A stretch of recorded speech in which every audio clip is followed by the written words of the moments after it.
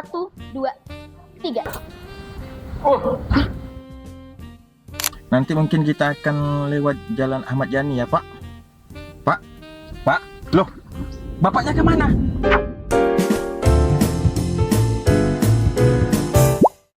Halo Akibar, tak kenal maka tak sayang. Nah, hari ini kita akan kenalan dengan Kantor Wilayah Direktorat Jenderal Imigrasi Kalimantan Barat. Sama saya Tara. Dan saya Danela. Ella, Umbrella. Tunggu. Ini kok kursinya ada 3 ya? Nah, itu dia. Jadi kita hari ini nggak bakalan cuma ngobrol berdua aja, tapi akan ditemani Kameramen? oleh bukan. Oh, bukan. Tapi pembicara ini pada hari ini beliau ini bakalan spesial dan keren banget. Wah, saya Gitu. kira saya sendiri yang keren paripurna di sini. Ternyata enggak. beliau ini lebih keren lagi ya. Oh, tentu saja. Saya jadi penasaran nih. Boleh dipanggil sekarang? Cara panggilnya ini spesial banget. Teman-teman lihat ya. Satu, dua, tiga. Ada Pak Kanwil ternyata. Woi, ada ajudannya juga. Waduh, Iya. maaf di sini. Luar biasa ilmunya Mbak Danela ini, sampai ajudannya Bapak ikut juga. Oke. Jangan-jangan supir Bapak ada juga nih. Siapa? Nanti mungkin kita akan lewat Jalan Ahmad Yani ya, Pak. Pak, loh, bapaknya kemana? Nah, sekarang kita sudah bersama Kepala Kantor Wilayah Direktorat Jenderal Imigrasi Kalimantan Barat, yaitu Bapak Haryono Agus Setiawan. Selamat datang, Bapak. Terima kasih Mbak Iya. Daniela, terima kasih Mas Tara. Siapa? Nah, Pak, boleh dong dijelasin ke Wak Kibar apa sih Kantor Wilayah Direktorat Jenderal Imigrasi Kalimantan Barat ini? Kok kayak something new gitu, Pak? Oke, baik. Wakibar di seluruh Kalimantan Barat. Jadi gini, Kementerian atau Kantor Wilayah Direktorat Jenderal Imigrasi Kalimantan Barat dulu merupakan salah satu eselon 2 di bawah Kementerian Hukum dan Hak Asasi Manusia. Namun sejak ada pemecahan, bukan pemecahan ya Mas ya, karena kalau pemecahan kan nggak Iya. bagus ya. Oh iya. Lebih baik pemekaran. Pemekaran, Jadi iya. setelah ada pemekaran, makanya berubah nih. Jadi Kementerian Hukum dan Hak Asasi Manusia dimekarkan menjadi Kementerian Hukum, Kementerian Hak Asasi Manusia, Kementerian Imigrasi dan Pemasyarakatan. Oh. Sehingga di wilayah yang awalnya eselon 2 di bawah kantor wilayah Kementerian Hukum dan HAM menjadi kantor wilayah sendiri, jadi kantor wilayah Direktorat Jenderal Imigrasi di Kalimantan Barat. Nah, ini menarik nih, Pak ya. Ini ya Mbak ya. Sebentar, maksudnya Pak? Kan tadi katanya menarik, jadi saya tarik nih. Astaga, siap. Mau kesel tapi Pak Kanwil ya. Apa-apa Mas, kita juga biasa begitu, santai aja. Oke. Offside Anda fit. Jadi, untuk tugas dan fungsi dari Kanwil Ditjen Imigrasi Kalimantan Barat ini sendiri apa saja sih, Pak? Jadi tugasnya adalah melakukan sebagian tugas dan fungsi daripada Direktorat Jenderal Imigrasi yang ada di Jakarta dari Kementerian Imigrasi dan Pemasyarakatan.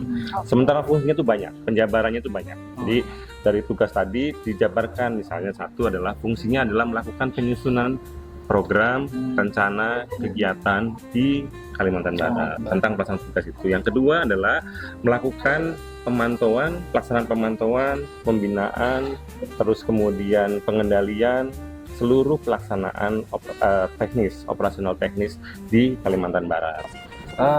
Untuk UPT yang dinaungi Kanwil Ditjen Kalimantan Barat ini apa aja Pak? Meliputi apa aja? Nah, kita itu di sini ada 7 satker imigrasi, artinya 7 UPT imigrasi, kemudian satu lagi UPT rumah detensi imigrasi. Nah, 7 UPT imigrasi itu satu adalah kantor imigrasi kelas 1 TPI Pontianak. TPI itu bukan tempat pelelangan ikan loh ya, tapi tempat pemeriksaan imigrasi.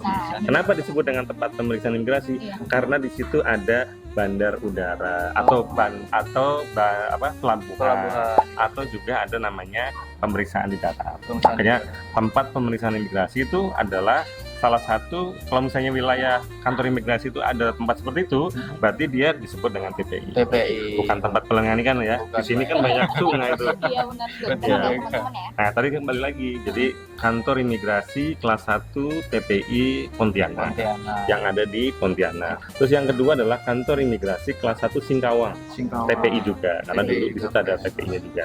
Terus yang ketiga adalah kantor imigrasi kelas 2 TPI Entikong. Entikong. Ya, yang ketiga adalah yang keempat ya, kantor imigrasi kelas 2 TPI Sanggau. Sanggau. Kemudian yang kelima adalah kantor imigrasi kelas 2 TPI Sambas. Sambar. Terus yang keenam adalah kantor imigrasi kelas 2 non TPI Ketapang. Oh, Ketapang. Kenapa dibilang non TPI? Ya, karena tadi nggak ada Berarti nggak ada bandara. tempat pemeriksaannya. Betul, tidak ada. Jadi hanya kantornya di situ. Kantornya, Nah, yang pelayanan aja. yang terakhir adalah kantor imigrasi kelas 3 TPI Putu Sibo, yang paling jauh Wah, dari. lumayan ini jaraknya, Ya. Pak. Nah, ada satu lagi yang unik di sini karena di sini itu adalah ada satu rumah detensi imigrasi di Pontianak. Nah, ini Kalimantan Barat itu sebetulnya full, bagus sekali karena apa? Ada semua komponen ada. Bandar udaranya ada, pelabuhan lautnya Pelabuhan ada, kemudian perbatasan darat ada. Iya. Itu sudah sangat enriching wilayah di kantor imigrasi. Termasuk satu tadi rumah detensi imigrasi. Ah, Wah, dari penjelasan Bapak tadi, UPT yang dinaungi ini banyak ya Pak ya? Ya tentulah, namanya juga wilayah Kalimantan Barat. Siapa yang nggak tahu Kalimantan Barat? Luasnya, masya Allah. Benar, Udah gitu, perbatasan daratnya juga luar biasa. Makanya nanti di Kalimantan Barat untuk apa? Karena ada banyak UPT yang perlu ada di sini, biar masyarakat di Kalimantan Barat itu terpenuhi pelayanan keimigrasiannya. Contohnya misalnya ada orang mau berobat, ada paspor dokumennya kan. Iya benar. Kemudian ada yang mau tamasya, itu juga harus ada paspor kan. iya Iya. betul. Nah, itu yang kedua juga masalah di sini kan banyak juga perusahaan-perusahaan asing. Jadi itu juga nanti kita pengawasannya akan lebih gampang kalau banyak UPT-nya. Jadi banyak UPT, banyak SDM-nya juga. Dan ini ada lagi kabar juga bahwa Kalimantan Barat ini juga akan membentuk lagi UPT lagi. Wah. Baru Iya, tapi Baru, ya. rahasia ya. Wah, rahasia, lah. masih rahasia. Ditunggu Boleh ya. tebak di kolom komentar ya. Tunggu ya. Oke. Jadi Pak, kira-kira untuk penutup nih, ada yang bisa disampaikan Pak? Jadi saran aja nih ya teman-teman Wakibar se-Kalimantan Barat. Jadi tolong pantengin terus dan follow media sosial kantor wilayah Direktorat Jenderal Imigrasi Kalimantan Barat. Karena kita akan memberikan begitu banyak informasi seputar keimigrasian di Kalimantan Barat ataupun juga secara nasional ya. Jadi tinggal follow di sini nih, di link sini ya. Oke, terima kasih untuk Bapak Kakak Nuri. Sama-sama Mbak Daniela. Nah, Mas Farah. untuk Wak Kibar, ini dia tadi pembahasan kita untuk Kopi Pancong Imigrasi kali ini. Semoga bisa. Halo? Bisa. Halo Bang Tara, ada yang lihat Bapak enggak Bang Tara?